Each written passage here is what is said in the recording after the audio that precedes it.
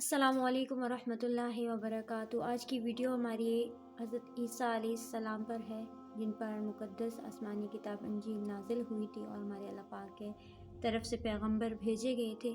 حضرت عیسیٰ علیہ السلام جو ہیں، ان کی پیدائش اللہ تعالیٰ کی قدرت کا ایک عظیم مظہر تھی۔ حضرت عیسیٰ علیہ السلام کی والدہ جو تھیں حضرت مریم جو تھی، اللہ تعالیٰ کی ایک نیک اور عبادت گزار خاتون تھی۔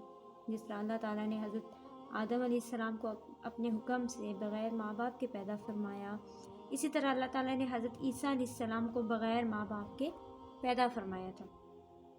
اب حضرت عیسیٰ علیہ السلام جو تھے وہ پیدا ہوئے تھے فلسطین کے علاقے میں، اور اس وقت وہاں پر حضرت زکریہ علیہ السلام جو کہ بنی اسرائیل کے پیغمبر تھے، ان کی وہاں پر حکومت تھی۔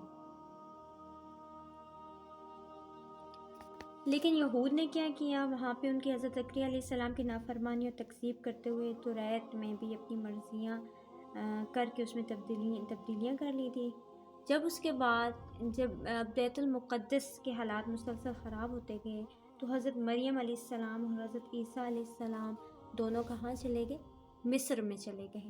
وہاں پر مصر میں جا کر حضرت عیسیٰ علیہ السلام نے اللہ تعالیٰ نے حضرت عیسیٰ علیہ السلام کو مقدس کتاب انجیل عطا فرمائی۔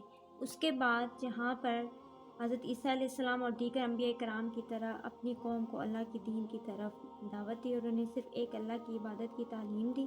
قرآن مجید میں اللہ تعالیٰ نے متعدد جگہ حضرت عیسیٰ علیہ السلام کا ذکر فرماتے ہوئے انہیں برگزیدہ بندہ بیان فرمایا ہے، اور ان لوگوں کی نفی کی ہے جو حضرت عیسیٰ علیہ السلام کو نعوذ باللہ خدا کا بیٹا قرار دیتے ہیں۔ حضرت عیسیٰ علیہ السلام کی والدہ کے نام پر قرآن مجید میں ایک سورت جس کا نام ہے سورہ مریم موجود ہے، جس میں حضرت عیسیٰ علیہ السلام سے متعلق واقعات تفصیل سے بیان کیے گئے۔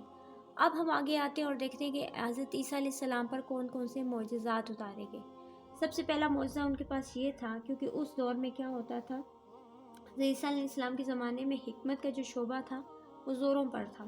سب حکیموں اور طبیبوں پر فوقیت اور اعلیٰ مقام حاصل ہونے کے لیے حضرت عیسیٰ علیہ السلام کو ایسے معجزات عطا فرمائے گئے۔ سب سے پہلا کیا تھا ان کے پاس کہ حضرت عیسیٰ علیہ السلام نابینا لوگوں کی بینائی ان کو عطا فرماتے تھے، مریضوں کے جسم پر ہاتھ پھیر کر ان کو شفا عطا فرماتے تھے، اور اسی طرح مردوں کو پھونک مار کر اللہ کے حکم سے انہیں زندہ کر دیتے تھے۔ اور اس کے علاوہ حضرت عیسیٰ علیہ السلام جو تھے وہ کوڑ کی بیماری یعنی جلد کی خطرناک بیماری کے مریضوں کو اللہ تعالیٰ کے حکم سے شفا فرماتے تھے۔ حضرت عیسیٰ علیہ السلام کے دیے ہوئے علم سے یہ بھی بیان کر دیتے تھے کہ اللہ تعالیٰ کے دیے ہوئے علم سے یہ بھی بیان کر دیتے تھے کہ کس نے کیا کھایا، کتنا خرچ کیا اور کتنا جمع کیا۔ اب ہم ان کا تیسرا جو پورشن ہے وہ دیکھتے ہیں کہ آسمان پر کہاں سے اٹھائے گئے۔